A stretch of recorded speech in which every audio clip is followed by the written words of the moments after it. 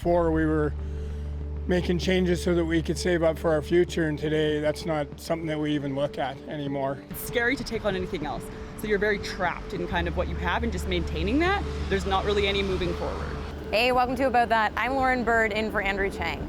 So we know things are getting more expensive. And if you've been dipping into credit cards or lines of credit to cover your costs, well, you're not alone. A lot of Canadians are, and the Bank of Canada is getting concerned. The Bank of Canada has updated us on where it sees rising vulnerabilities in our financial system. It's more worried this year about the ability of Canadians to pay their debts as they juggle higher interest rate payments. Now, it also warned that this shock is expected to be acutely felt over the next few years. Debt in this country is a big deal. Canadians have more than $2 trillion in mortgage debt and $722 billion worth of other types of debt. A total of $2.8 trillion. To break it down a little further, there was $1.83 in credit market debt. So that's the value of mortgages, lines of credit, and other debts for every dollar of disposable incomes that households had in the July to September period of last year. That's according to Stats Canada. And that means that for every dollar you have in your pocket, you owe $1.83. So yeah, Canadians owe more than they have. And when interest rates started climbing last year, it only compounded the issue. Higher debt servicing costs are stretching budgets and reducing borrowers' financial flexibility. About 1/3 of households have seen their mortgage payments increase since February 2022, just before the bank started raising the policy interest rate. More households will see their payments go up in the next few years as they renew their mortgages. The Bank of Canada is out with its annual report, and the outlook is bleak. Debt loads are high, and the central bank is more concerned about it than usual.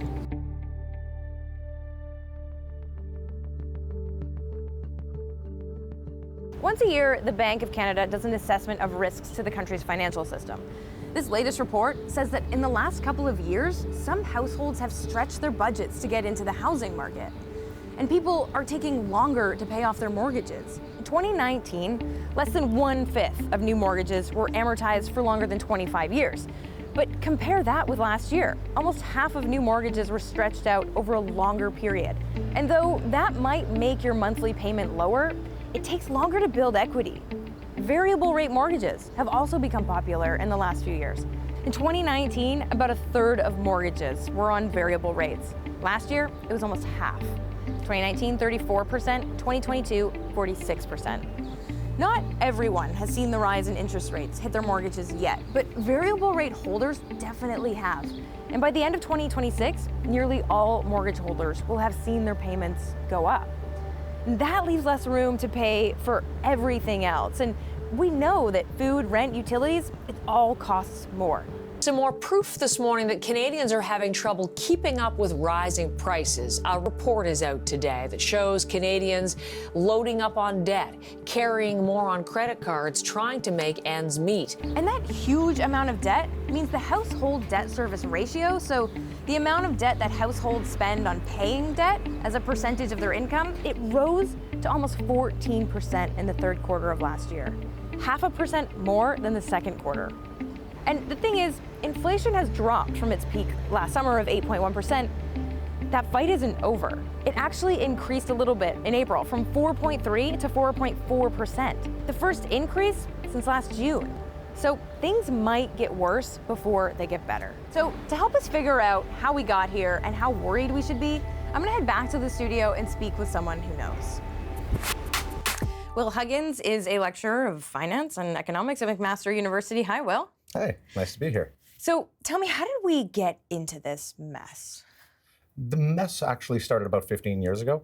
After the 2008 financial crisis, a lot of the central banks cut the rates very, very low to try to ensure that we didn't have too many people who became unemployed. The problem was we kept taking that low rate medicine for 13 of the last 14 years. Interest rates at the central bank were actually lower than the inflation rate. You might have recognized that if you tried to save any money, like low GIC rates, Right. low deposit rates. You couldn't make money if you wanted to. And so as a result of really low interest rates, people sort of moved out of a lot of traditional investments like bonds and realized they could make money in real estate. And because low interest rates translated to low mortgage rates, what we systematically saw over time was people shifting towards home ownership. And unfortunately, they took a strategy of buying as much house as they could afford.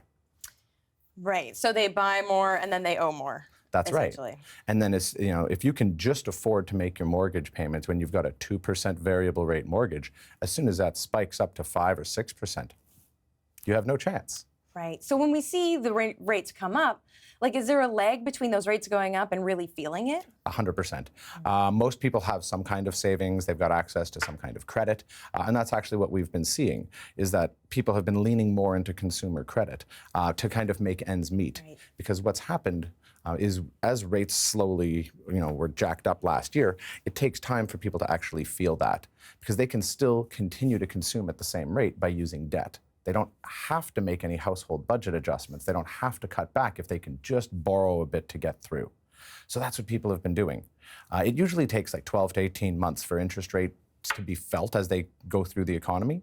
The idea is that over time, businesses will not invest in as many projects. Consumers might not buy a new appliance, or they might delay buying something large if they can, simply because rates are higher. Right. And the point of that is to try to slow down demand and inflation. But it takes time for the medicine to feel it. It's like having a drink. It takes an hour. Right, exactly. So how concerned should we be here? There is reason to be concerned, mostly because a lot of people, like I said, in the lead up to this, bought as much house as they could afford. And since those interest rates are never coming back, the central bank head, Tiff Macklem, who was the governor, was quite clear about it about a week and a half ago. He said that those kinds of interest rates that we had back in 2020 and 2021 are never coming back. So if people are expecting to just wait out the storm and go back to a 2% variable rate, it's not going to happen. Right, it's a new world. So what can people do if they're straddled by a lot of debt? Well, the biggest problem that people run into when they've got a lot of debt is twofold. One, there's a lot of people's expenses are sort of locked in. People bought dance lessons. People signed their kids up for summer camp, things like that. So it's harder to trim those kinds of expenses. But ultimately, what we have to do is try to find ways to trim back on non-essentials, if possible. Given that a lot of our people have already done that and are still at a point where they have to borrow to get by, we really have to start considering how to manage a bad situation. I would, at all costs, avoid payday loans. It's cheaper to max out your credit card. It's cheaper to cash advance your credit card than it is to deal with a payday loan. Wow, so stay away from that at all costs. Absolutely, at all costs. If you're going to be late with a payment or you can only make a partial payment, I would call your creditor ahead of time. They will be a lot more lenient with you if you can let them know there's some kind of disruption coming. And don't wait until the last minute to make any changes. A lot of people get caught up in having to maintain a certain lifestyle or certain appearances, and they will wait until the very last minute to make adjustments. If you do, it's a lot more painful. Will Huggins, thank you very much. Thanks so much. It's great to be here.